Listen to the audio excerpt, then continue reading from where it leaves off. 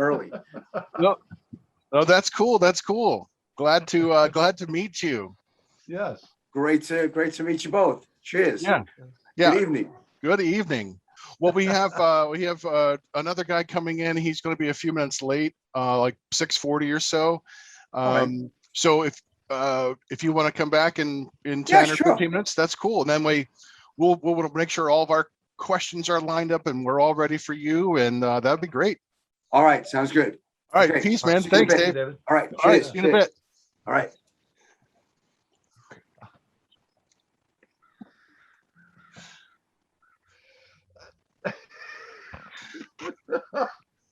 This is gonna be a fun interview. Yeah, I'm so fucking excited, man. This is just fuck. I gotta get the giggles out right now. Yeah, I saw Dreadbull pop up. Oh, there he is. Oh, there we go. Can you hear us, Dreadbull? Yep. There you are, buddy. Oh, the skull. I am jealous, by the way. Nice. Yeah. I'm excited about this guy. Mark, me and Montag were talking, and we're like, yeah, he seems like a really, really cool guy. I watched a couple interviews with him. Really interesting. Yeah, this guy's he's got a lot going on. All right. Our other. Oh, hello. Greetings. Hi. How are you? There he is. That's right. Here's Dreadbull. Right. Yeah, we were all just very excited to meet you, David, and we're just grateful that you came onto our show. So we're just My pleasure. Thanks for asking me. Yeah, this is good. This is exciting for us. Yeah. So, what we're gonna do is we have this cheesy intro, as Dreadbull loves our intro, where we introduce ourselves and we will say you're listening to heavy metal horror, and then we'll just start talking. Ask you some questions. We've got some kind of specific questions about you and your music and your background, and then we have these kind of like hypothetical kind of what if kinds of questions that will just free form, and you just kind of all right, cool. Just kind of fun stuff. Nothing heavy, nothing weird. We know that you love horror films, so we want to talk about horror films as well. And that's what we do. We do heavy metal and horror, as our name suggests. So we're just gonna have fun and just have a good time. Okay. All right. Sounds good. Excellent. Hey, this is Ralph Sheepers, and you're listening and watching to Heavy Metal Horror.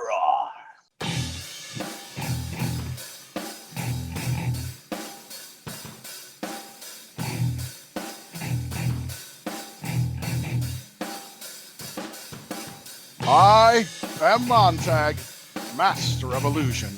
What goes up must come down, but not always. And I'm Chop Top and keep it in. And Dreadbull.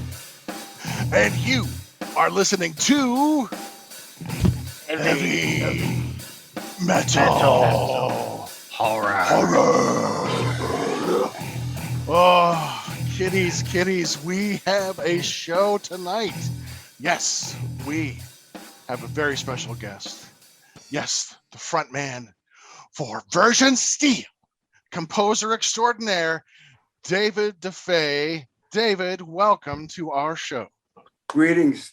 Thank you very much for having me on. Much appreciated. Cheers. Our pleasure. Oh man, I wish I got a diet Dr. Pepper. All right, Yeah. well, good. I've got a. You're doing better than me. Mug. Right. Here I can. Scotch for the evening. Nice. Very nice. I have my pipe, so I sound very distinguished. Oh, You're kind of starting to turn into Gandalf. yeah, exactly. Yeah, Excellent. It's a Gandalf starter set. that's right. Where's my staff? I've got a sword here somewhere. Nice. Yeah, we want to talk to you about your swords. Yes. Excellent. Well, There we go. Oh, he's got it handy. yeah, for those close quarters encounters. It was a gift. Nice. Do you carry that? Is that you keep that on your I've hip set it all on the time? fire now and again, but this is not my usual one. This is a Roman one. This was actually a gift from our bass player, Joshua Block. Lovely chap. Awesome. Yeah. Nice. That's cool. Yeah, he's got a CCW for his Yeah, Home defense. that's right. Oh, that's Or castle. I don't know. Judging from your backdrop there, it looks like you might be in a castle somewhere. Oh, I've got Very all cool sorts of Gothic stuff. setting. Yeah, I've got about 20 some odd swords now. Some have had made for me. There's all sorts of, there's a crossbow over there. There's all sorts of shit. Yeah. That's awesome. Nice. Nice. Yeah. That's good. That's good. Fantastic. You know, I just want to find out, you know, how you're doing during this, you know, during the pandemic. I mean, that's like the first question. It's on everyone's minds now. So I just want to know, you know, how are you doing? I'm well. You know, yes, I noticed it because we were about to launch some live stuff and we couldn't do that. So I was aware that something was going on, but I just was like, all right, shift gear, go right into making videos and working on what's going to be the next album. So I never stopped working. We were just like, we were starting to film and I was all right. So no gigs. Let's just further the movie aspect of it and just go with that and see, you know, when will I be able to launch again. And now it looks like we're going to be able to launch again. So we're starting to go into that zone, switching gears again, but I'm also in the middle of wrapping up the mix on the latest record that's going to be out. Yeah. Oh, that's exciting. Fantastic. Can we ask you the title of the new record? I'm not revealing that just yet. That's fine. That's fine. The label doesn't even know, and nobody knows. So okay, I can say this though. It's got something to do with ancient Greece. It's got some sort of it is conceptual, and there is murder and death and beheadings and all the usual stuff. Yeah. All the good stuff. Yes, Right. Yeah. Right. That's exciting. We would definitely want to talk about that because that's one thing I really love about your music is these great themes, you know, history and mythology and tragedy, you know, so that's really exciting. So I definitely want to get to that. But first, I guess I'll just ask, you know, how did you get into music and into singing? Oh, well, I grew up in a home environment that you had to compete in some way. It was like opera, theater, rock, metal, you know, all my siblings. My dad was doing theater. My oldest sister is an opera singer. My other sister was a rock singer. And my brother was a rock singer, rock organist. So I was the last child. I'm the last child hung in the street, as Steven Tyler once said. And I'd watch and I'd go like, this is amazing. I must contribute in some way. I got to be part of this. So I just absorbed it all and fused it into what Virgin Steele is, what I'm doing with Virgin Steele. It's a bit of drama. It's a bit of theater. It's a bit of opera. It's a bit of metal. It's all there. And I joined my first band when I was 11 years old because the singer from let me go backtrack.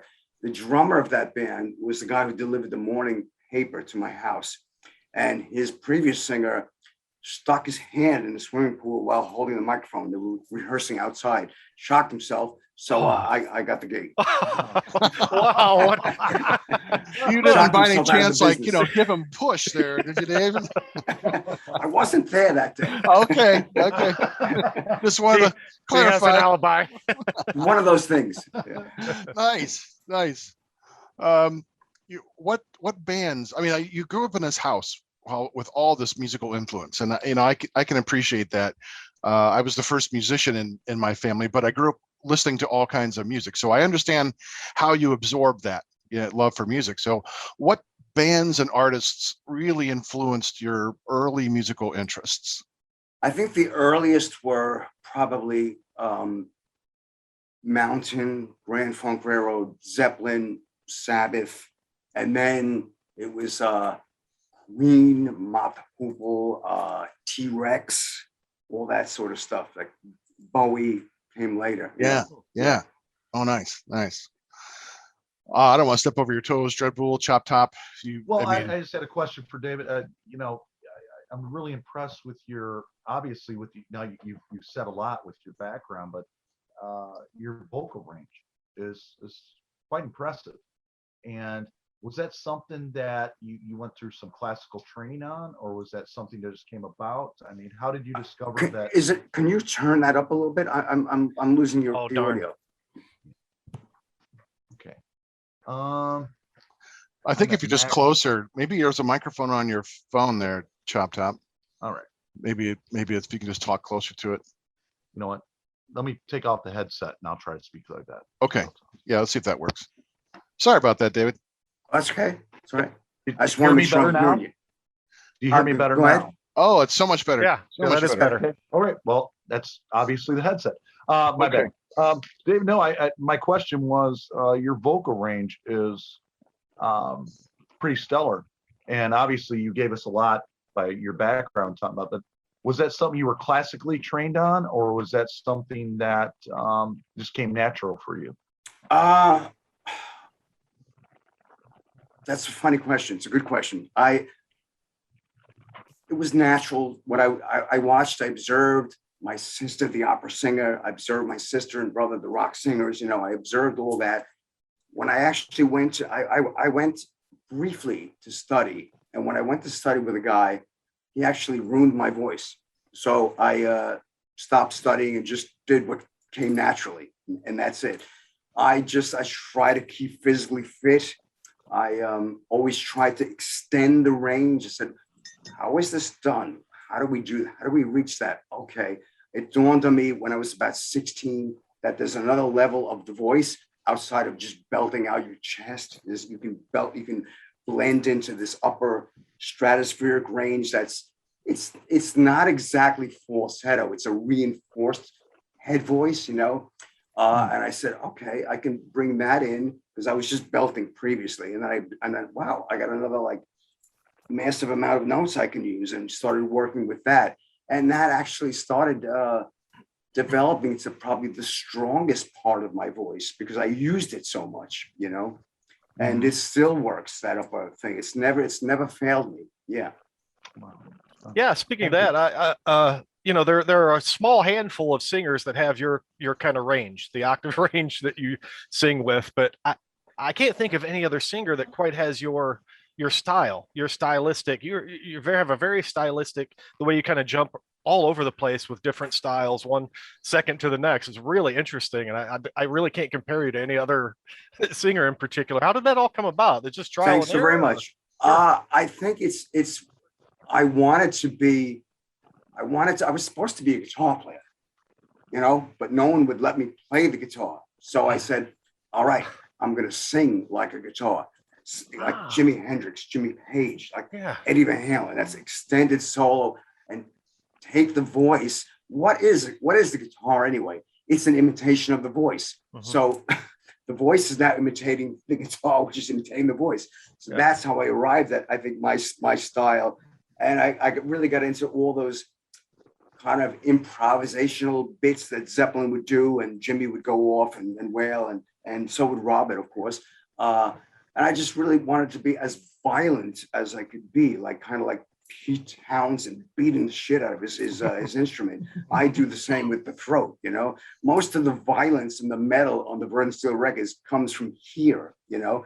The other sounds are a bit cleaner than some metal bands do, but the violence is there, you know.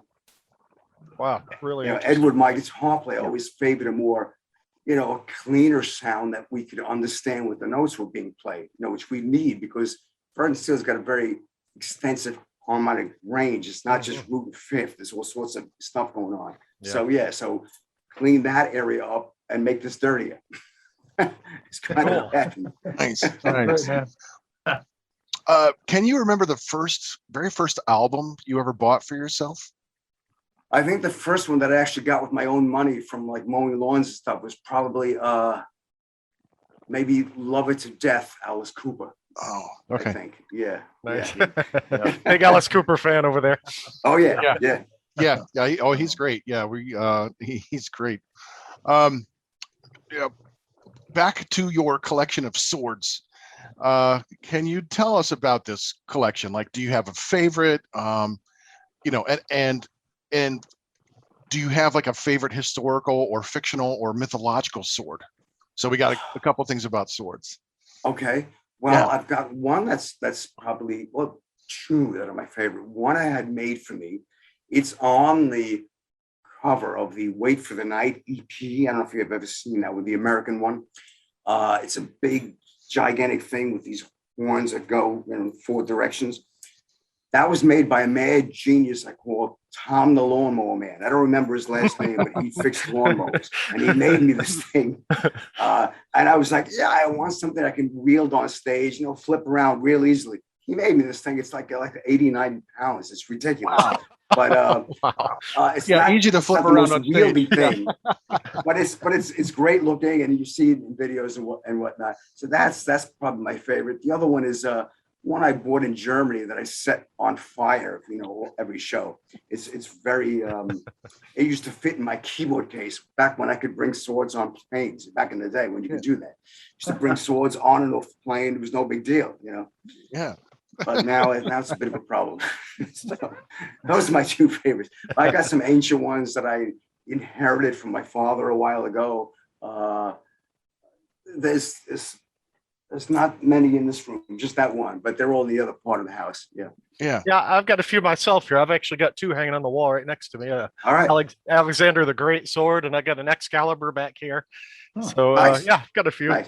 Most of mine came from the Franklin Mint. Remember that place? I don't even know if they're still in business. They still do. Yeah, They I saw do. they got like a little death statue or something or cool Yeah. that they just came out with. I used to totally buy agree. their swords all the time. It's some gifts like that one I just showed you before. That was a gift from my bass player. People like to bring swords to shows, sometimes give you gifts. That or wine, Oh, that's because I know I'm a awesome. big wine guy. Oh, So, nice. Yeah. Oh, So beautiful. swords and wine, I'll never go hungry with that. Yeah, it's a good combination too. Yeah. Yeah. Right. Especially when you're in Greece and you want to behead your sound man after a disastrous gig. Yeah. Oh man. Oh. Virgin Steele's sound is a really interesting combination of power metal and progressive with elements of opera and theater, as you had mentioned. How did that sound develop? I mean, when was it at the stage where you said, "Here's what I want this band to sound like"? I think it was always there from the beginning, but it just grew into more of what it should be. It was like those elements were in my mind. It was something that needed to express itself, and the more knowledge I gained about music, studying piano and whatnot, and composition, the more I was then able to launch what I was hearing there out into the ether, kind of a thing. So it was a gradual step-by-step situation. I went back to the university right before we did the Marriage of Heaven, Hell albums. I think it was actually maybe, yeah. It was actually when we were doing Life Among the Ruins. Yeah, so yeah. And I started really seriously studying again, and I'm still exploding from that supernova of info that I got back then. The well has not run dry. I've got other issues in my life, problems and whatnot that everyone has, but writer's block has never been one of them. Shutting it off is the problem for me. Wow. Because you have the massive albums, they're all very long and dense. Because I think Virgin Steele really takes off. Like Marriage of Heaven and Hell, I think that's when that sound becomes perfected in a way, and it just gets better between that, Invictus, the House of Atreus. I think Visions of Eden, the Blacklight Bacchanalia, Nocturnes of Hellfire and Damnation. All those albums, I think, just show a band that's just getting progressively better and better. So that's a hallmark of a great band, I think. And it's just, I love that stuff that you write about mythology and religion, these epic themes. And so what about these larger than life concepts appeals to you? Because you're the main songwriter. So you said you're taking it all in and you can't write it because you are writing these magnum opuses that span like multiple records. And like, sorry, we can't do 1 minute record. We've got to do 2. Oh, sorry, we got to do Invictus. That's 3. It's a trilogy. I got to tell the whole story. So I know it's coming out of you. So what about these larger than life concepts appeals to you? I'm really, some people think I'm giving a history lesson. I'm not trying to give a history lesson. I'm really trying to just speak about what I think is important to the world, to me, and what's going on now. Some of those things, like in Atreus, that's maybe 3,000 years old, but it's just as relevant today, tomorrow, and maybe 3,000 years going forward. So that's what really I get off on. Things that are universally true and that are timeless, I guess, if you will. And inside of that not everyone realizes is I'm actually speaking about my own personal life and what's going on with me. I may be couching that in some ancient Greek myth here and there now and again, but it's really not only that. It's about what my life is like, what my day and night is about. But you don't want to be so specific, or I don't, because you want it to be universal so everyone can read their life into it, kind of a thing. Yeah. Well, I think it's why those stories still stand the test of time, is because they are universal. They're relatable, relatively to all people. Like it's why Shakespeare is being read, 500 years after the fact, and these Greek writers that are thousands of years old, these stories are still relevant today because the human condition is the same, when it comes down to it. So absolutely. Yeah. And I could tell, like, because it takes several albums to tell these stories properly. It's almost like, when I look at these, it's almost like acts of a play in a way. I'm not sure if that was intentional, but when I see them, it is. Because okay, yeah, you're right. Can you talk a little more about that? Okay, you're right.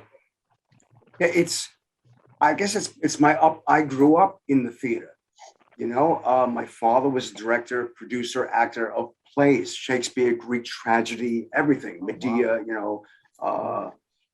Macbeth, all that stuff. And that was metal to me. It was like, wow, this is dramatic, this is heavy. I gotta make the soundtrack. He would also often ask me, can you do some music for this production I'm doing, whatever. So I would do that. And so I was very intimate with the theater. I never acted in any of his shows, but I was always in the music, or David, I need you to help me move this furniture, that sort of shit. So I was always there right, all the time.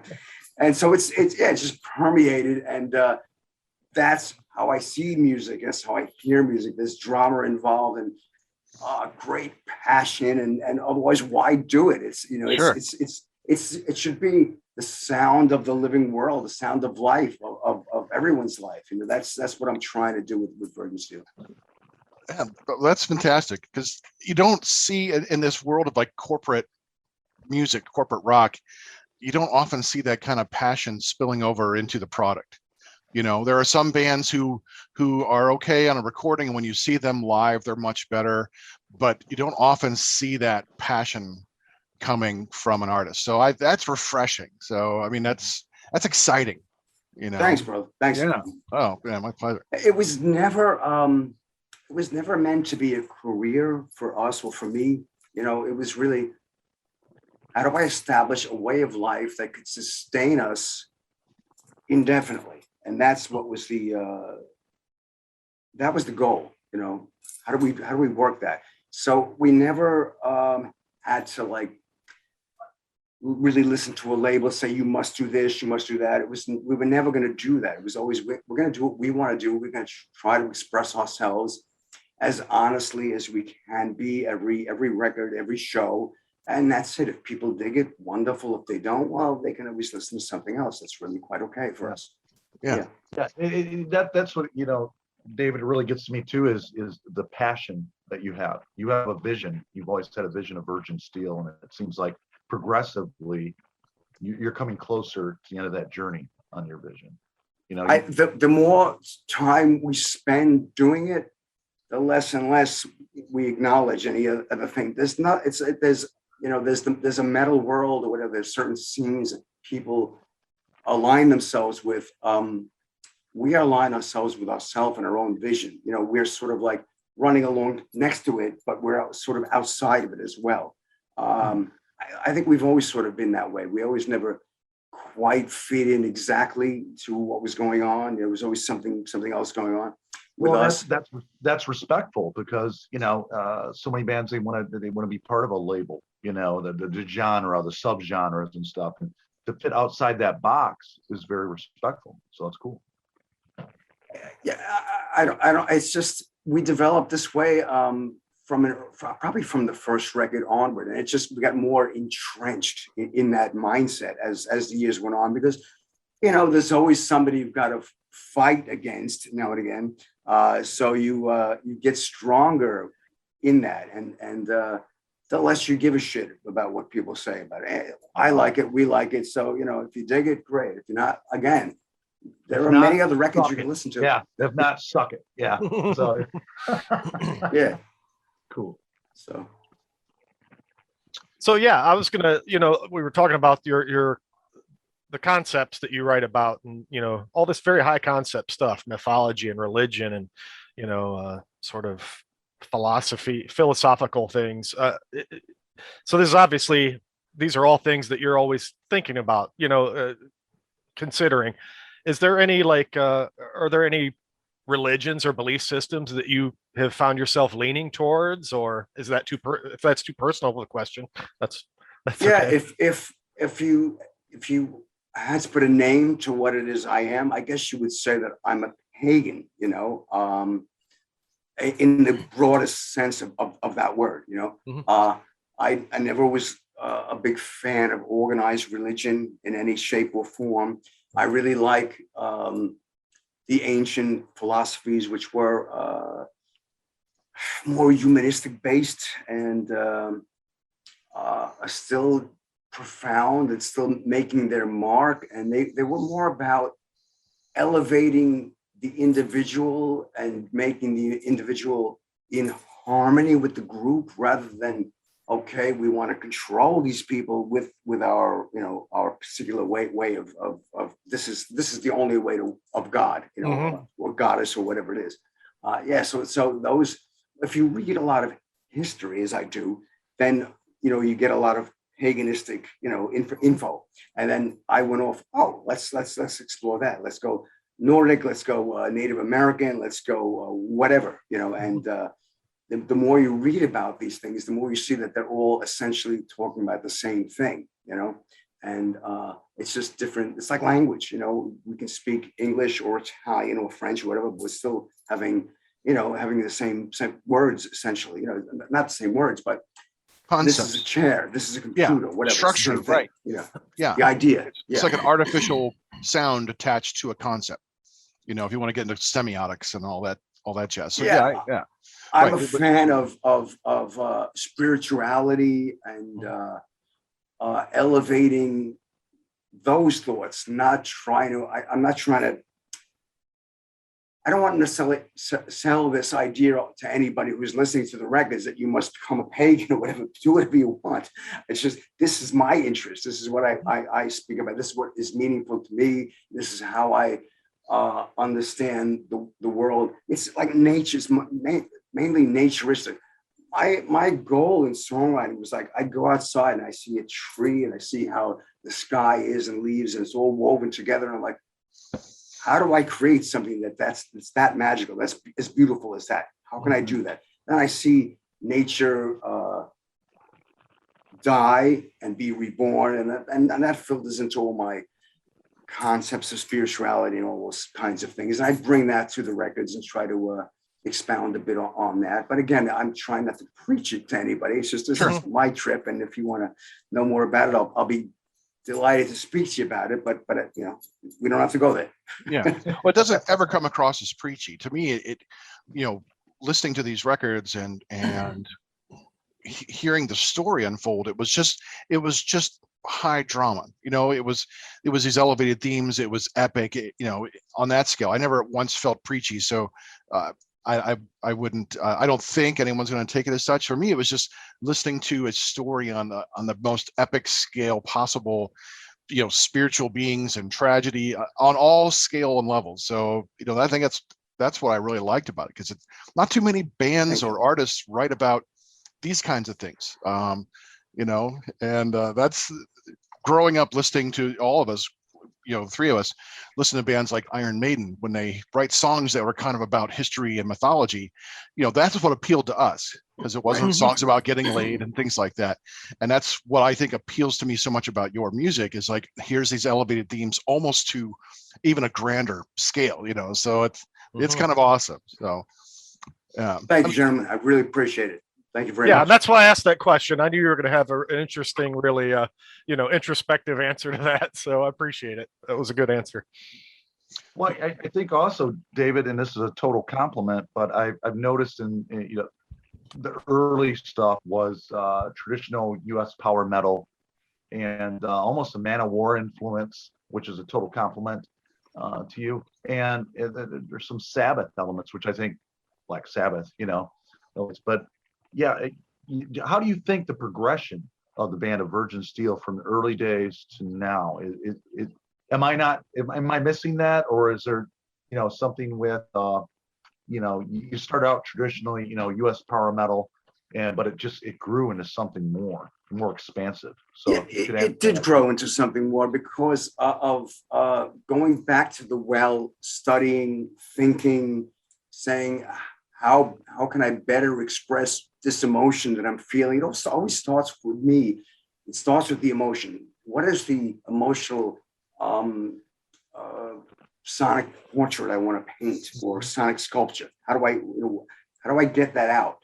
So then the more I learned, the more I was able to manipulate my emotions, and then in doing that, the emotions of others, because I have to be moved first. If I don't think it's going to be special, then it never reaches, never goes anywhere further than my cassette. Right. All my ideas go directly into the cassette player, and then it goes, once the song is written there, then I'll bring it into the studio and show the other gentlemen and whatnot. But if it's not there, it doesn't go any further.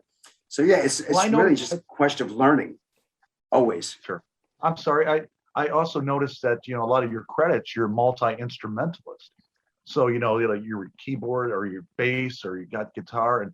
And I thought, wow, how interesting is that? And how do you get that to the other members, or they contribute their own parts, or you like the main, you come up with the melody, you came up with the, on guitar or anything like that, and then you just bring the other members in, or is it a group project? Everything is written on the piano first. If it's a song I've written solely, then it all starts on the piano. Then it's okay, how do we translate that to the guitar, bass, drums, and everything else? How do we orchestrate? How do we form it all out? So then I'll bring Edward in, guitar player, and I'll show him the song, and then we build from there. He learns. These days we have not had so much rehearsal time, so it's like he comes in, I show him the bit, we record it, move on to the next bit, record it, go on from there. It's actually that quick, and then we go from there. Whoever was in the studio basically was like, got to play on the record. I'm usually the first guy in and the last guy out, so something's got to be done and someone isn't around, and I end up doing it.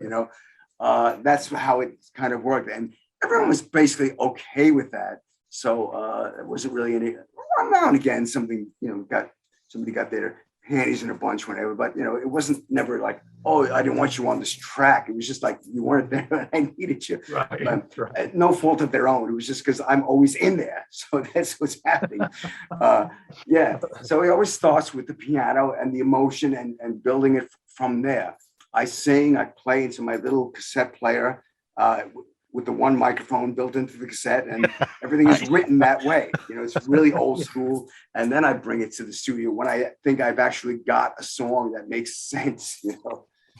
Okay, thank you. Nice, Yeah. nice. I love when people have these really unique old school kind of systems that they use, when they start writing music or getting ideas down. That's hilarious. I'm not a cell phone guy. Maybe if I did, I'd record it in the phone, but I've got an old flip phone, which I only use if I break down on the road. When I'm out, I don't want to be bothered. No one can reach me. I'm very unreachable, Yes, Luddites unite. There we go. Right. Nice. Cheers, David. That's fantastic.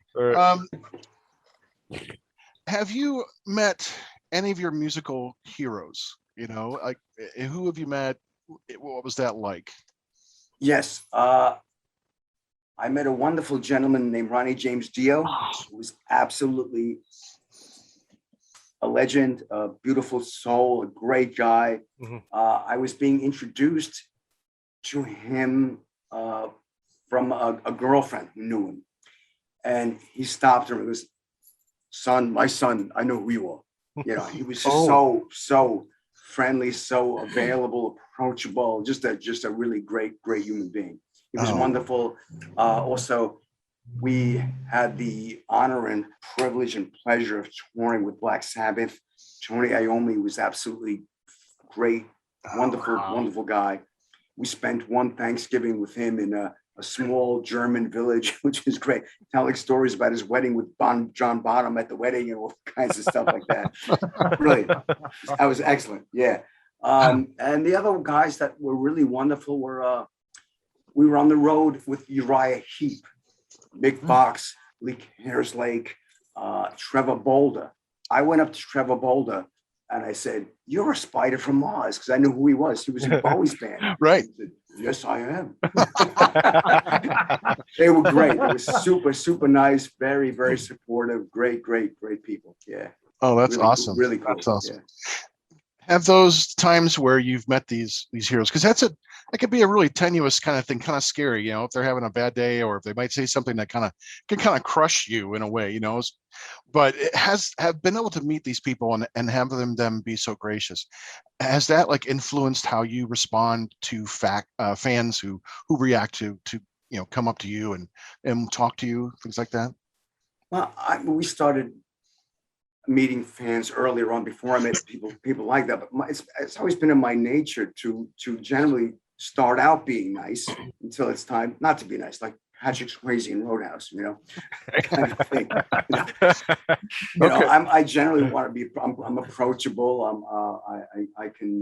I try to go out of my way to make fans welcome and shake hands and all that and whatever. I've met some very strange beings along the road of life, that were fans and not fans, whatever, and had strange things where you couldn't be nice after a while, because it was a choice between either you or them. I think Carl Sanders of Nile referred to them as punishers. I think that's what he called them. That 1%. Yeah, the 1%. It comes with the business. There's always anybody who's had any modicum of any kind of success, will have this problem. Yeah, it's inevitable. Yeah. Have other musicians reached out to you and told you how much your music has influenced them, and if so, how does that make you feel? Sure. Yeah, it's. I'm always honored. I'm always humbled by it, and I'm always very, very gratified, because you never know what's going to go on. I think of it always as like writing songs and then actually making the records, putting them out there, is like planting seeds. You never know where they're going to grow up and develop. And I've got a lot of friendships now over the years, people who that tree grew in their backyard, in their mind, and went to the show, met me, and we're friends. I've sung on some of their records or not, or whatever, but you have a relationship now. Hey brother, what's up? Come on over. I'm making Rigatoni of the Fearless tonight. Let's go. Good old Italian guy too. I appreciate that. Yeah, give us a call sometime. We'll be over for dinner. So where are you guys speaking to me from? We're west of Cleveland. We're in that area. Yeah. Okay. Across northern Ohio. Yeah, northern Ohio. So we're only 12 hours away. No big deal. Well, I got the swimming pool still open. Come on over. Right. All right. Thank you. Thanks. I had the rigatoni. This had the rigatoni waiting there. I'll barbecue. Whatever. Okay. I'll bring a case of wine. How's that? There we go. Okay. Yeah, you're welcome. Come on. All right. Great. Thanks. I read something, and I'm not sure, how true this is, because you never know what to read, how much it's true or not. But I heard that early on, Virgin Steele got fan letters you received from a couple of young upstart bands named Queensryche and Metallica. So can you please talk a little bit about that? That's true. Yeah. Speaking of Metallica, we did a record called a song called Children of the Storm on a record before our first album, Mike Varney's US Metal Volume 2, I think. And I think that's where they heard it. And they were like, yeah, we love the track. They wrote a letter. They loved the solo that guitar player done, Jack. And yeah, they were very nice guys. We played a place on the island called the Rio Theater. And they played like a week or so after we did, and we met them and whatnot. And we were like circling each other for a while, because they were managed by this guy, Johnny Z, who was interested in managing us. He had this massive record store called Rock and Roll Heaven in Old Bridge, New Jersey. And that was really like a metal central thing. And he booked us the first shows we did with Manowar, and he was involved with Raven and all those guys. So yeah, we were like, he was interested in managing us, but then we heard that those guys at Metallica were like living in a van and eating 7-Eleven hot dogs, and we had just done our first record, and we were making money from it. So I was like, do we want to do that? I don't know if we want to do that. Let's just keep doing what we're doing, kind of thing. I guess in the long run, they were right, you know. Whatever, but we were right for ourselves, and it's all fine. It's all good. Yeah. Yeah. Oh, nice. You guys, I don't want to Was keep there, on. early in your career, was there a point? Was there like a distinct point early on where you felt like, hey, we've made it? You know, was it when you were opening for a band that you love or met some, an idol? Was there a certain point that you can think of that really felt like? I think I never really thought like, oh my God, we've made it. I knew we were steadily rising, and that was neat. But I think first time that I really noticed that something was going on was when we went to Greece, and the audience was just rabid, just completely. It was like Beatlemania for us, and like following the tour bus after the gig in their cars and coming after us, and stuff. It was crazy, Wow. And they'd be all like in the corridors in the lobby of the hotel and all that sort of thing. That was probably when I said, nothing's going on here. Yeah. That's awesome. Yeah. That's cool. Great. That's great. I wanted to ask you about House of Atreus. I read that you had actually had a few performances in a theater with actors and stuff like that. Can you talk about how that came about? Because I thought it lends itself so well to being performed. It was so easy for me to visualize it. I was listening to it. I'm like, oh yeah, I could totally see this being done. Yeah, excellent. Yeah, sure. That record, that whole idea started because this is again about planting seeds. We did a record called Age of Consent, and a young girl, a Greek girl living in Germany, fell in love with the record, came to the show, met me. We became friendly. She several years later, met this director of a theater in Germany, who said to her, what should I do for my next production? And she said, a rock opera, of course. And she said, I got the band for you. So the guy called me up, and his words were to me, I'd like you to write something like an opera from my theater. And I immediately went, Atreus, House of Atreus. And he was like, okay. And that's how simple it was. Wow. So then I had to go write the thing. So I went off and reread the myths, because I absorbed them when I was very young, and they stayed with me. That's probably why I blurted that out. And then I went back and really got into it again, and I started writing and building on that idea. And we did it.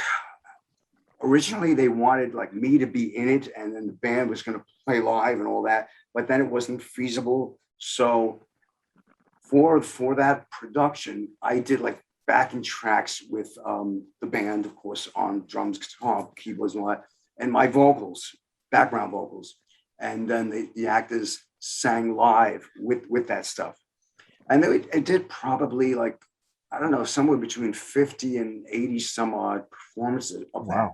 Wow. And that led to then a second metal opera that I did based on the Marriage and Invictus works. Yes. And then I did a third opera with that company, Nice. the Lilith Project, which is the Visions of Eden, Bacchanalia stuff. So I did a lot with them. Yeah. That's awesome. Yeah, that is so cool. That just seems terrifying to accept. That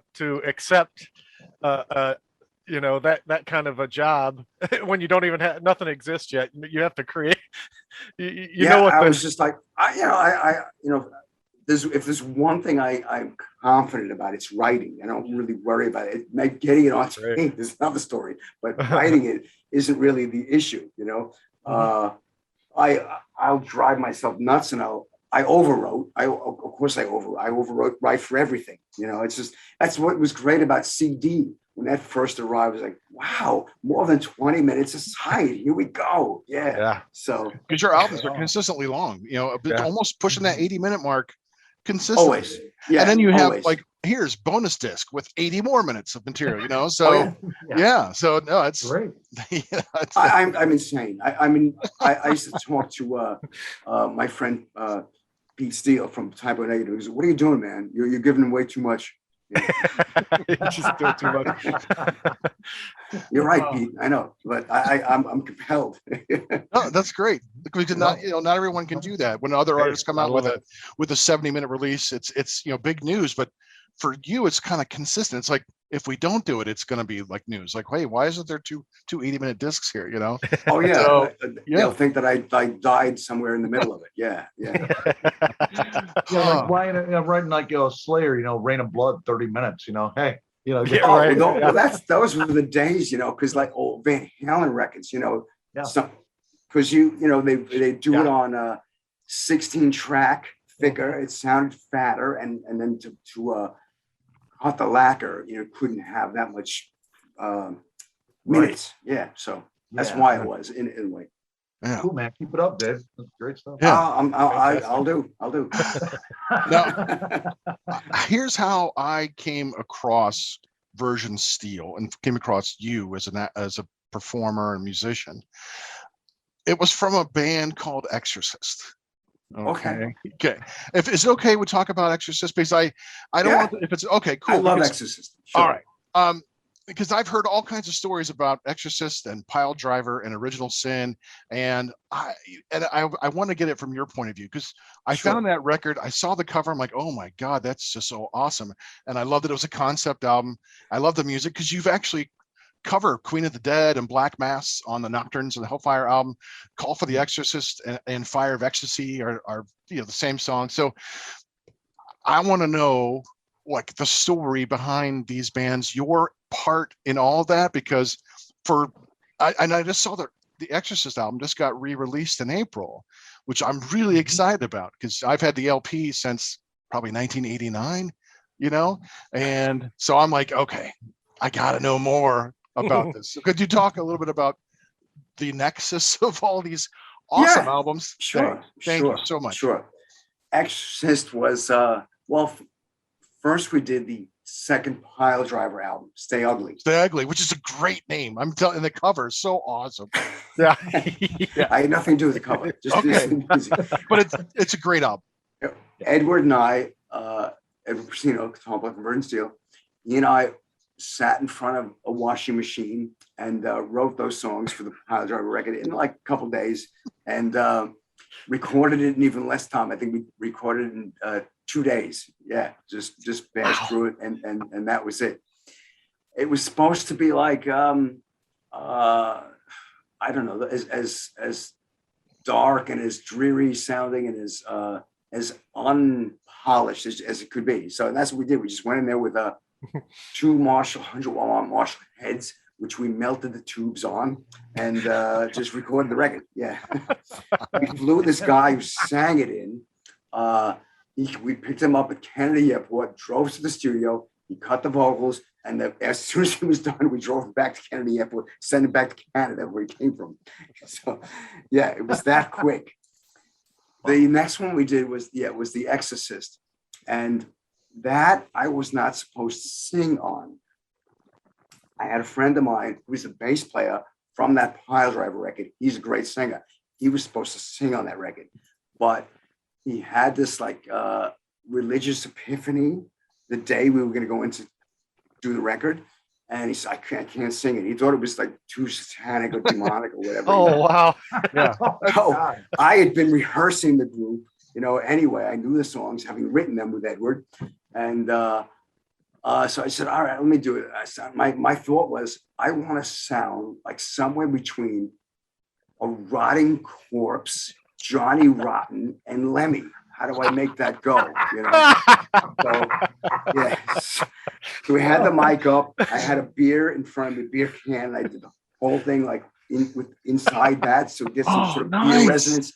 And that's how I did all the vocals. We did the music in one day. Second day we did the vocals and started mixing, and Yeah, 3 days that record was done. Yeah, because it's like the Salem witch trials, you know. It is. It I is. am a huge maniac for the Salem witch trials. I don't know why, but in my 5th grade library, they had a book on the Salem witch trials. I read it and I was like, I am John Proctor. Oh my God. You know?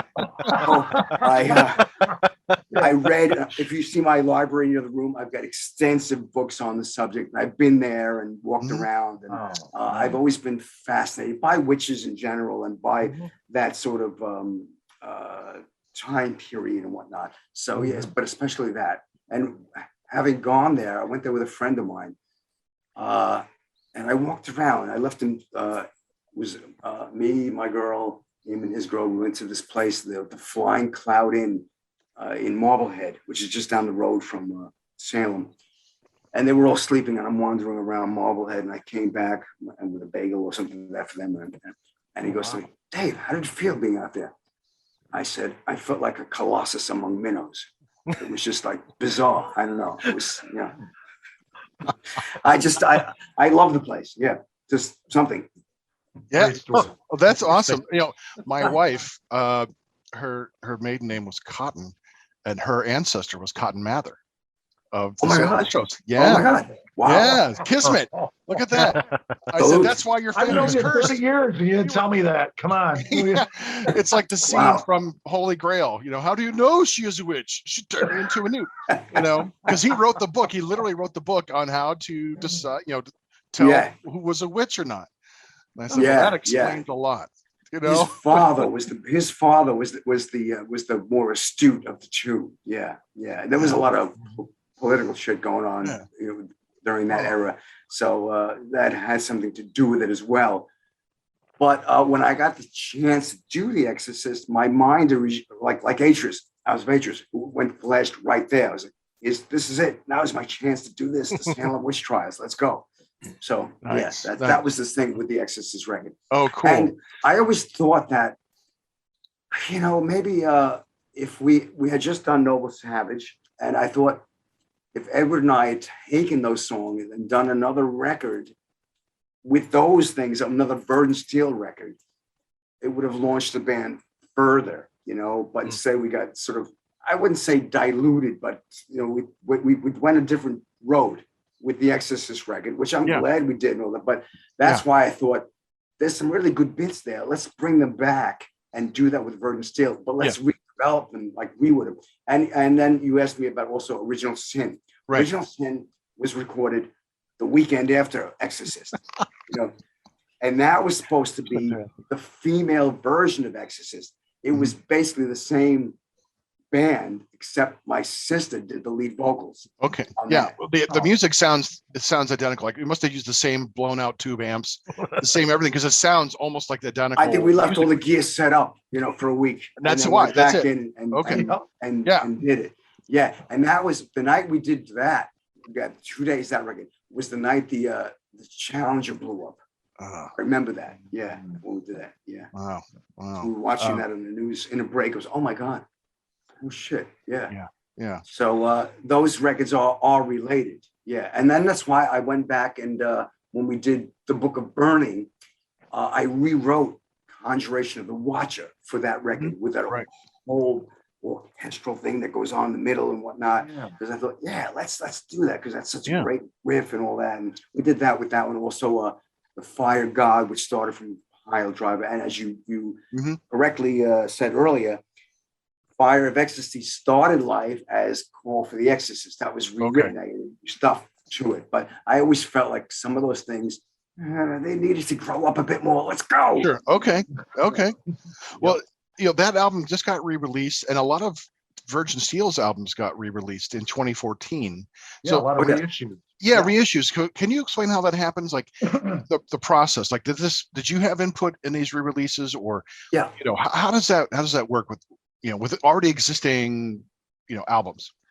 Well, when we signed with SPV in 2010, I believe it was, and did the Bacchanal with them first, and then they wanted to reissue everything. So if I always get a second chance at something, I'm never completely satisfied with a mix or whatever, and any record we've ever done. So like, wait, I can get my hands on it again. So so I remaster and whatever, and then but I'm never going to just leave it there. I was like, well, these other songs relate to that. Some were from that era, like all that live stuff on Noble Savage was the actual demos that we did when we first before we went in, made the record. So and then there's other things that were specifically written for each reissue.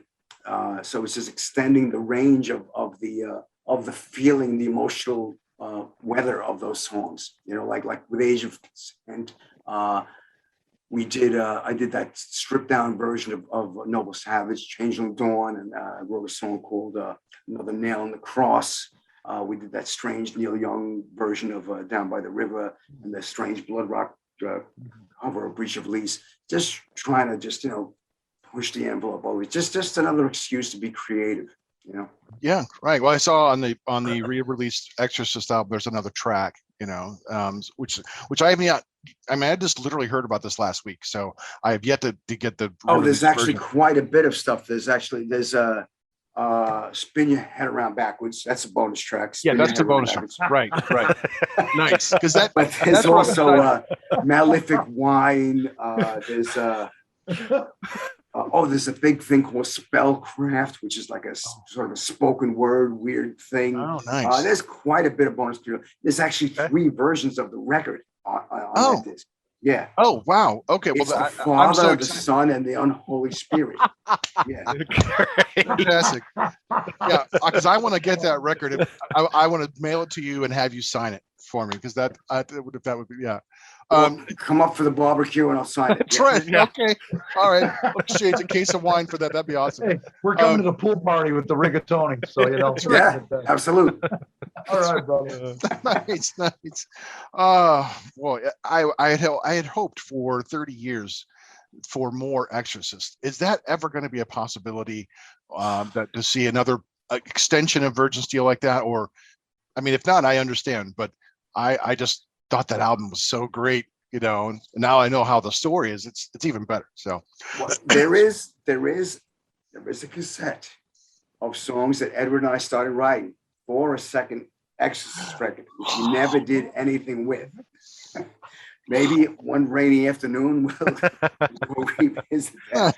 Who knows? It could be, you know, it's but there are some bonus tracks in that spirit on that record. Excellent.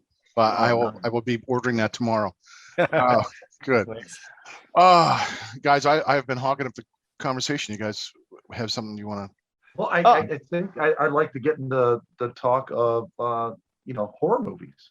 You know, with some of, you know, David's favorite horror films. Does he have a certain genre of horror that he enjoys the most? And yeah, just a little bit about that, because we're huge horror fans. I'm a huge fan of things like Horror Hotel, Christopher Lee. That was like, oh, that's the grail for me. That one. And that one is tremendous. Carnival of Souls. I watched that actually 2 nights ago. Love that one. Actually had a weird cover group for a while there called Carnival of Souls. And we were supposed to play the movie in back at one of the gigs that we did, but somehow we got it mixed up and they were playing Horror Hotel during the gig. Which was cool also. Yeah. But I love that. The Blood on Satan's Claw, Mark of the Devil. Blood on Satan's Claw has a really cacophonous soundtrack. It's hard to listen to when you listen to it on your own. I have it you know, on my computer, and I try and listen to it. It's really disturbing, and it works with the film. Yeah, because it has that set your teeth on edge quality. You know, I think it's just as disturbing as the movie. You know. Yeah, I think you're right. And I think what I always will remember about that movie is Angel Blake. Mm-hmm. Never was there a more amazing witch, Angel Blake. You know, yes. One of these days I'll write the song about Angel Blake. Yeah, nice. That would be good. Album. Yes. Yeah. So did you grow up like watching, you know, like the Universal horror, the Frankenstein and Dracula, or the Hammer stuff, Christopher Lee, Peter Cushing. I mean, what are your early memories of horror? Like, as a kid, what were the kind of things you would watch? I would watch religiously Chiller Theater. So whatever they were showing, and also Creature Feature, Crawling Eye, House on Haunted Hill, Horror Hotel, whatever they had, going on back then. Yeah, everything I'd watched. The Thing. Yeah. Yeah. What's the scariest movie you've ever seen? Like the movie to this day that still kind of gives you the creeps, or is there one? I'm not really terrified by those things, but I know someone who is, and he still is today. My guitar player, Edward, he still is freaked out by the Exorcist movie, Yeah. Yeah, he still is. Yeah. That's our scariest film. So yeah, we had a show on that a few episodes back, but yeah, that's our. I don't know. I love it. I remember being like, oh no, when I was so young, my mother took me to see Mark of the Devil, and in the theater with the barf bag. They give you the barf bag. I remember pulling his tongue out and wagging around. Like, oh no. Right. Yeah, How old were you? I was very young then. Yeah. Oh man, what a thing to do to your kid. Well, You're probably begging her. I gotta go see this movie, Ma. Oh, is that what happened? Oh, she was great. My mother was great. She also took me to see Alice Cooper because I was too young. Oh wow. Nice. At the garden. Well, welcome to my nightmare. No, it was $1 Billion Babies. Oh, okay. Nice. I'm going back. Yeah, that may be my favorite Cooper album. I just Great love that album. Great album. Yeah, it is. That's great. It's like with the barf bag and stuff. It reminds me of the William Castle. All the antics he had in his theaters with the skeletons flying through the theater, or when you watch the Tingler, the seats would vibrate and stuff like that. That's great. Oh man. So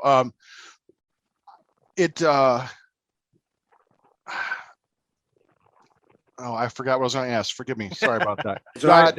It's okay. It's all right. Right. But all those movies I mentioned, they also, they all factor in with like the first Black Sabbath album and a band that I loved also called Blood Rock. We did a cover of their DOA. It's on the extended version of the Nocturnes of Hellfire and Damnation. Okay. Album. It's a medley. It starts out with the Halloween theme, John Carpenter. Yes. Goes into DOA, goes into a thing by a classical guy called Rebekov called The Witch in the Forest, goes into Black Sabbath, the song, and it winds up with the Immigrant Song. It's 18 minutes of insanity with the most probably over the top, ridiculous vocals I've ever recorded on record. It's just like insane. Yeah. Cool, man. I was compelled to be insane. But yeah, but when they issued that record, unbeknownst to me, I didn't know it was not going to be a double album. That was the digi version was only the double album. So I was a little, what's going on? So when we reissue that, because we will at some moment, everyone's got to get the double version. Yeah, nice. There's some great shit on the second disc. Yeah, excellent. That's cool. That's cool. All right. What is the thing that you love most about being in a famous band? I think the thing that I love most about my particular job or whatever is that I get to write and record this music that if I didn't, I'd probably be very dangerous. I mean, this is what keeps me grounded, and keeps me from, I don't know, invading North Babylon or something, whatever. So I'm fortunate that people like what it is that we do, and I don't take it for granted. And I'm delighted to go into the studio every day and work my ass off to try to make the best records that we can make, always, and just try to max myself out every song vocally. So it's like if it's my last will and testament, it's all there on the record. Nice. If you were to create a supergroup, 4 musicians, past or present, who would you want to play with? And they can't be anyone that you've already played with before. So you're singing, and you got singing. Okay. Go ahead. I would love Brian May and Jimmy Page on guitar. I'd like either John Bonham or Roger Taylor on drums. On bass, I would go with John Paul Jones or John Entwistle, perhaps. I think, yeah. And maybe I can have a third person. Perhaps I'd go with Punky Meadows from Angel. Oh, yeah, nice. Oh, yeah. Very nice selection. Yeah. All right. Here's another hypothetical situation for you, David. An alien shows up and asks you to represent metal in 3 songs.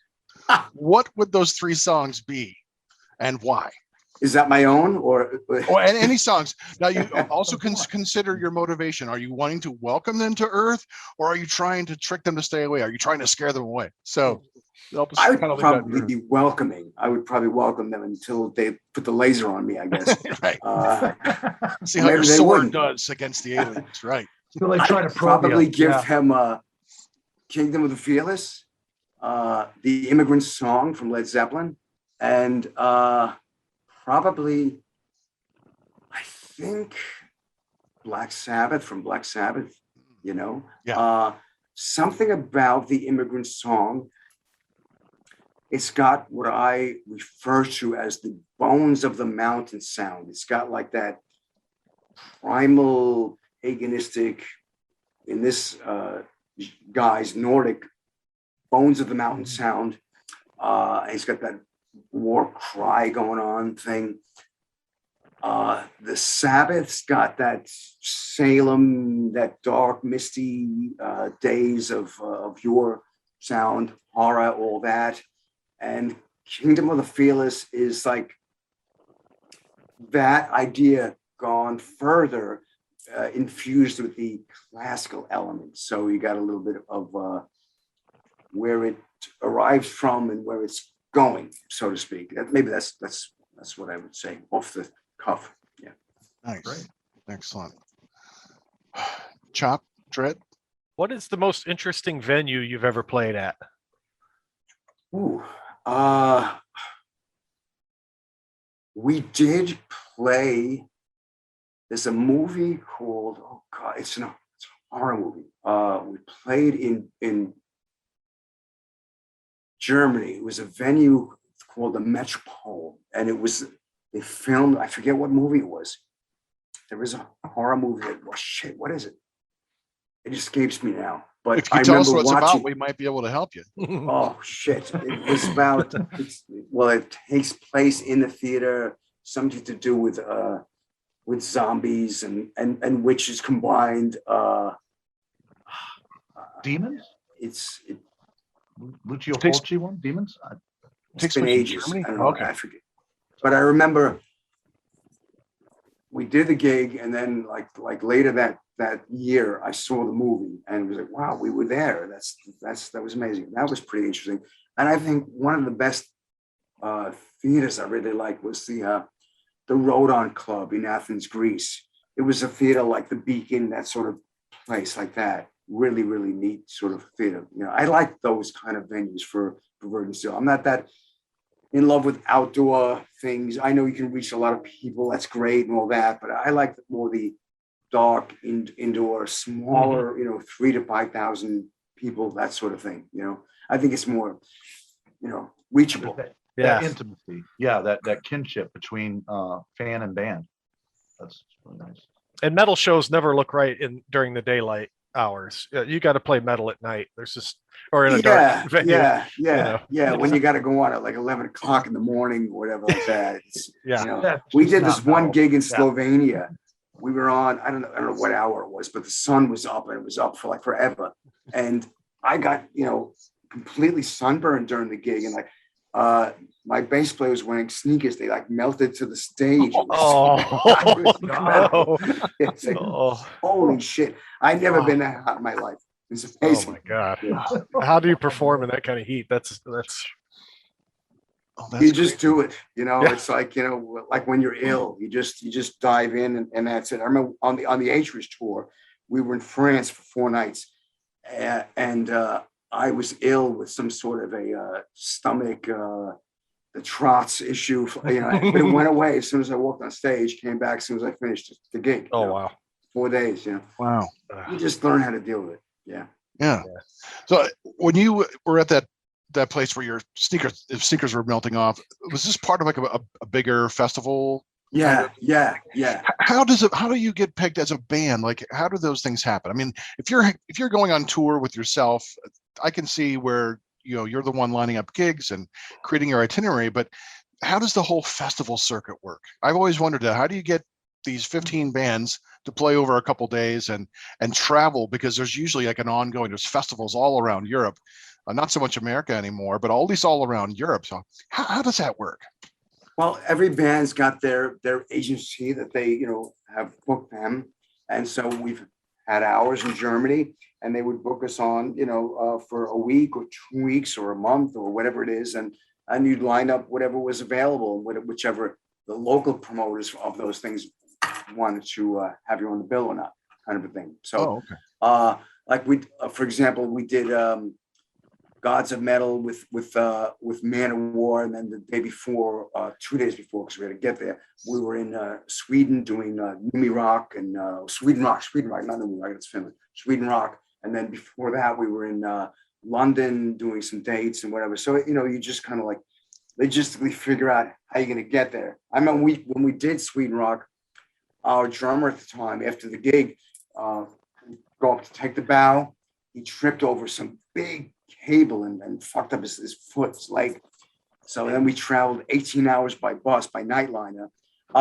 Dora was in the bus with us because she was on the gig too. So we arrived in Italy, and we went straight to this hospital in Milan and had him sorted out. And the guy came back to the venue before he went on with this big needle, shot him in the ass with this thing. And so we could do the gig. And he was like, Dave, I feel strange. I don't know if it's a good strange or a bad strange, but it is strange. But he played the gig and he was great. So it works. That's crazy. It's just a little prick. Yeah. That's right. Yeah. As fans, I love hearing those kinds of stories, because you don't ever really, as a fan, know those kinds of things. You get to hear stories about the excess, but as we talked with Ralph Sheepers of Primal Fear, he was telling us about some of the down aspects of road life, and not that he was complaining, but just things that fans don't normally get to see a piece of. All the travel and the jet lag and your body adjusting and the shitty promoters and things like that. So is there anything else you could tell us, just like life on the road? How is it like for the average person who's never done this? What's like an average day like for you? You got a gig coming up that evening or the next day, or you're traveling on a bus. I mean, how does that day kind of pan out for you? It all depends on what the itinerary is. You can fly in. Usually we like to fly in, at least have that day off, but you don't always. Sometimes there's a gig that day.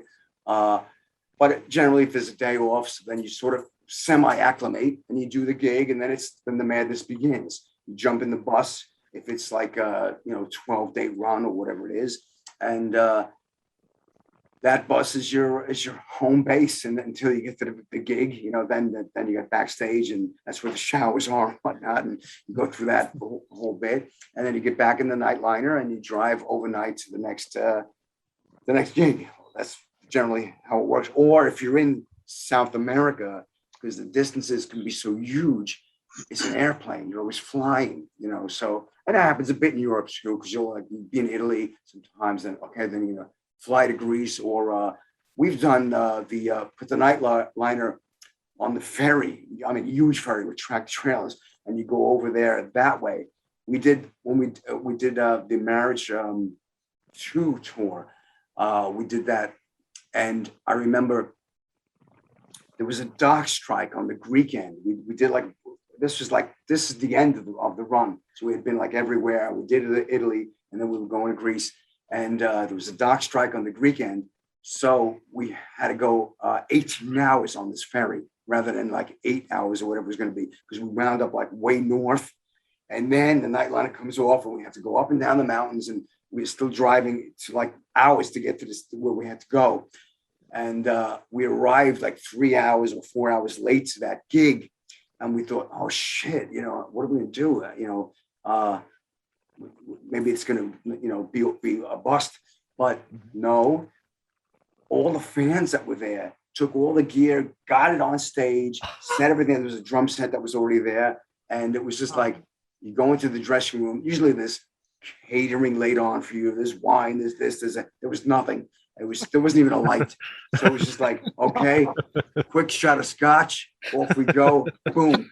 One of the best gigs on that run. It was fantastic. Wow. Audience was outrageous.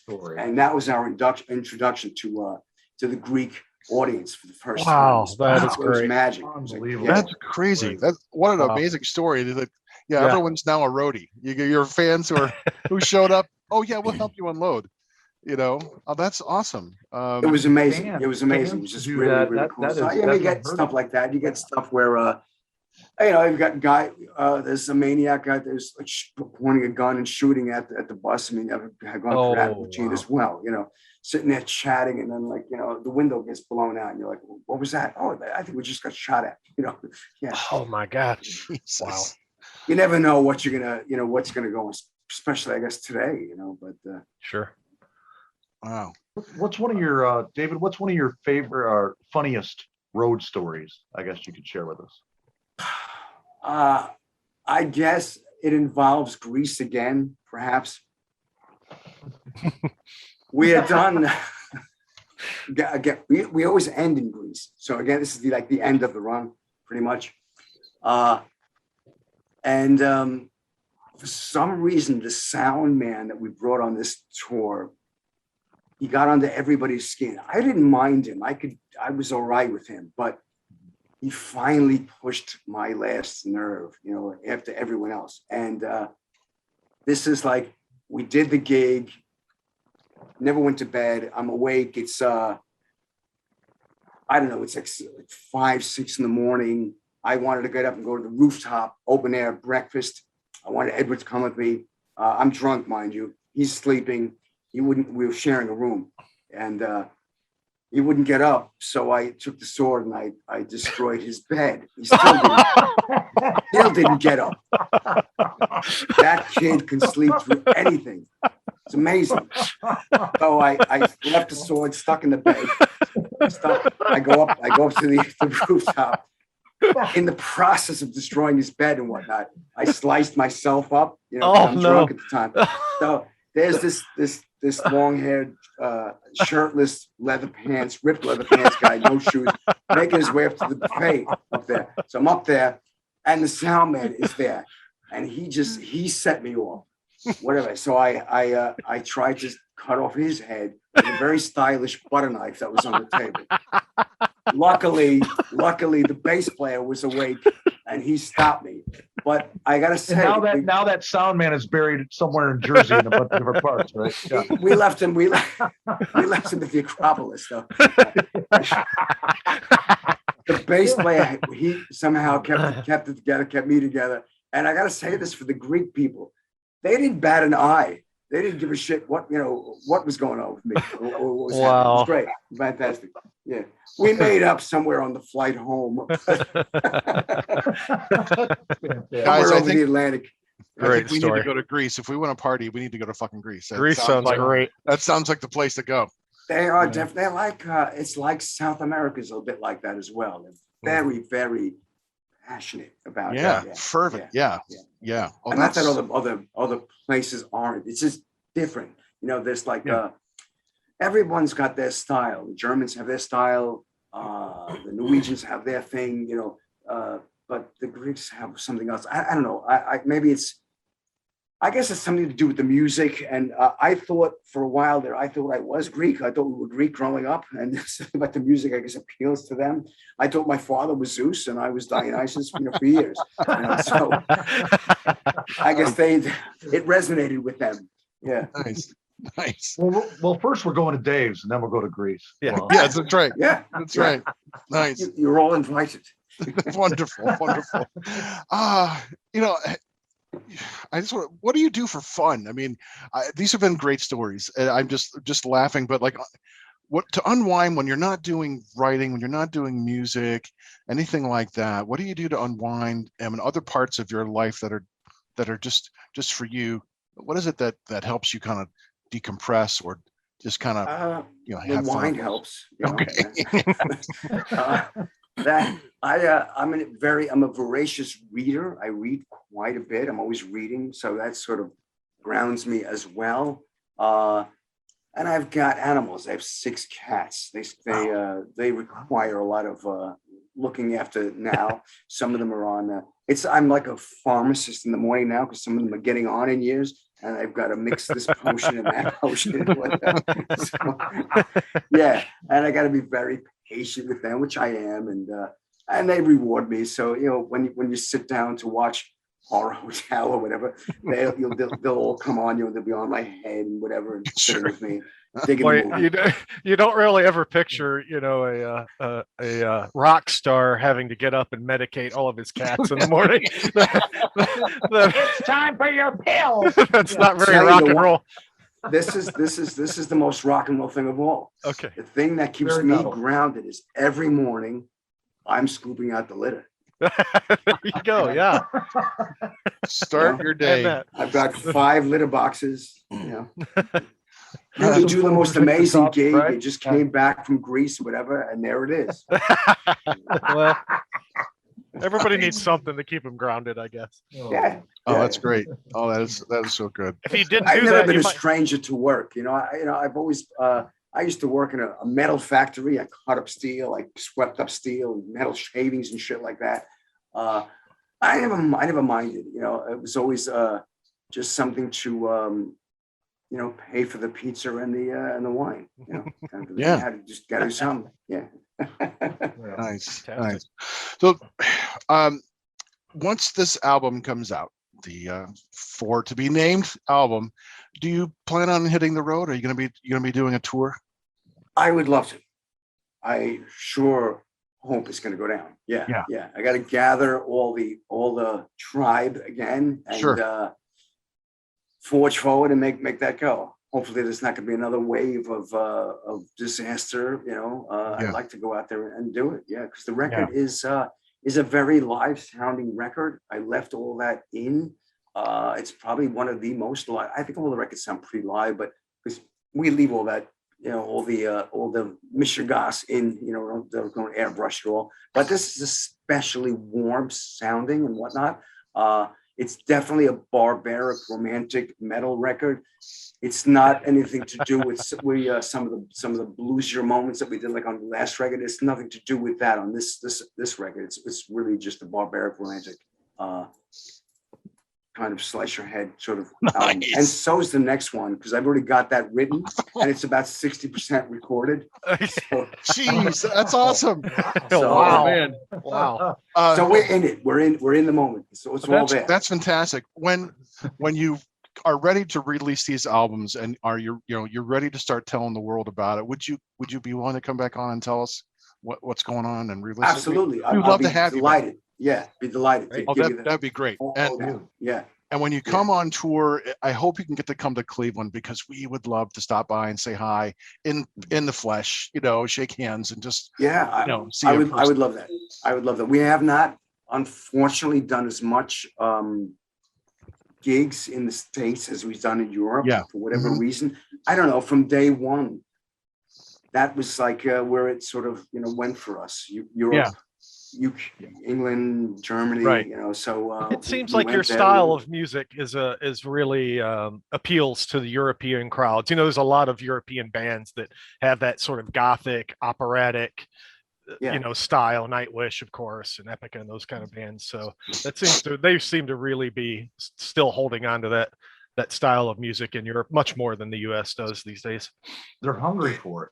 Mhm. US I don't know label. why. I guess that's it. Just whatever it struck struck their fancy, so to speak. Yeah. So, Yeah.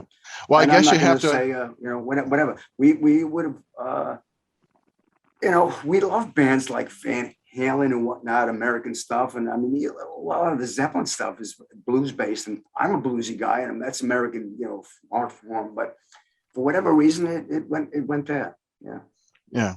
Well, I guess you didn't write a song called Wet Ass Pussy. I guess that's probably why, WAP, that's probably why it wasn't popular in the States, unfortunately. That's Maybe where that's a little too high Yeah. concept even for Dave. I Yeah. guess. There's too much that's- thinking behind that title, right? Right. That seems to be where the American music is, and it's embarrassing. I don't follow pop music, but it was all the controversy for a while. I'm like, I don't look at that as music. I guess don't my- follow any of that. I don't Yeah. know what's going on. I couldn't. I have no There's idea. nothing who these going on. There's people nothing are. worth following. So there Okay. you go. Yeah, you're I'll not take your word missing for out. it. Not missing out on anything there. So Yeah. You're not alone, Um, David. Yeah. yeah. Yeah. Guys, do you have anything more you'd like to ask David? I don't want to keep him all night, and I've checked off pretty much everything. All Yeah. my questions. I've asked everything. So have I. This is Um, fantastic.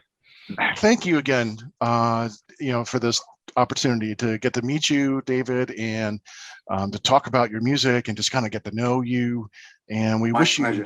just every bit of success. And we are I'm just so excited. I can't wait for the next 2 Virgin Steele albums, which will be coming out, and that's awesome. I'm thrilled. Yeah. The new one's going to be 80 minutes again, 70 some odd minutes. It's long, and the next one after that could be a double album because Wow. it's actually that long, or Act 1, Act 2 Yeah. sort of deal. We'll see. Oh, We'll that's see fantastic. how it Unbelievable. goes. Oh man, It's shaping Oh, up that way. Yeah, Wow. it's shaping up nice. that way. Yeah, Oh, we're in the thick of it. Very nice. If you don't mind, would it be too much to ask if you could do like a bumper for us? Like, this is David DeFeis of Virgin Steele, and you're listening to heavy metal horror. Or would that be too much to ask? No, not at all. Oh, okay. Well, just whenever you're ready. All right. Greetings. This is David DeFeis from Virgin Steele, and you are listening to Heavy Metal Horror. Stay tuned for more metal and horror. Yow! Thank you. Oh, Fantastic. That's That's great. That's great. Oh, thank you so much, man. Wow. Thank you. Went As above we and say- beyond as, for us. as we Thank you. Italians say, mi piace. My pleasure. My pleasure. Well, you have certainly made our Italian point evening, stuff. There you go. Yeah. and you are welcome Cheers, back brother. anytime. Seriously, you have my email. I do. Anytime you Yeah. want to come on, even if you want to just, hey, here's what's going on for 5 minutes, whatever. You Sure, are sure. always I'd be welcome. honored. Sure. I'd love to. Absolutely. And Yeah, if you you- are planning a trip down to the island of Long, the sacred island of Long, yeah, seriously, you're welcome to come over. Well, Yeah. all right. We may have to do that. We may have to just Man, take a plan road weekend trip. Yeah. and just make a road trip. Yeah, why Just not? say, Yeah. I'll give you an advance warning. That I way, don't know if you've ever been to Long Island, but it's got its charms, you know. Yeah, And it's if a we do, magical we can- place. It really is. I'm definitely a patriot for the island. If the island goes to war, I'll get out my sword. nice, nice. Well, when we come, we'll bring offerings. We'll bring wine. Maybe we'll find a nice sword that you don't have in your collection, and we'll bring something good for you. That's for sure. We don't want to show up empty-handed. So, Fantastic. All right. all right. So, thank you so much, David. All right. We're As we gonna. say, good night and buona notte. All right. Good Thank night. you so much. Good night. Ciao. Thanks. Thank you all. Thank you. All right. Bye-bye. All right. Bye-bye. See you. Ciao, ciao. Ah, gentlemen, what a great interview. That was awesome. It was fantastic. What a Yes, charming guest. What a just that's another great. one, man. Another one. Yeah. Is he leaving his thing on? I don't know. Let's go ahead and do our round and officially get out of here. Okay, yeah, go ahead. And then we'll group up in another 20 minutes or so. And then we'll get ready. Yeah. Get Okay. ready. So, all right. All right. This has been Montag, Master of Illusion, And Chop Top. And Dreadbull. and you've been listening to Heavy Metal Horror. And David DeFeis. What a great soundbite, man. Oh my God. That's That's fucking fantastic. great. Oh, That Yeah. was fucking great. He went above and beyond on that one. That was so good. Yeah. Brilliant. so So charming. good. So charming and Oh my God. informative. And Another just engaging. awesome dude, man. Yep. We've been so lucky getting all these guys that are just so down to earth and easy to talk to and Yeah. just cool. Yeah. Just so much fun. Such a nice guy. And Oh my God. We've been invited to, have rigatoni and wine Yeah. this place. So, hey, why the fuck not? That's Let's right. get a road trip, guys. I think he sincerely meant it. I think he would I totally think invite I us think in. he totally would. would too. Right. Yeah.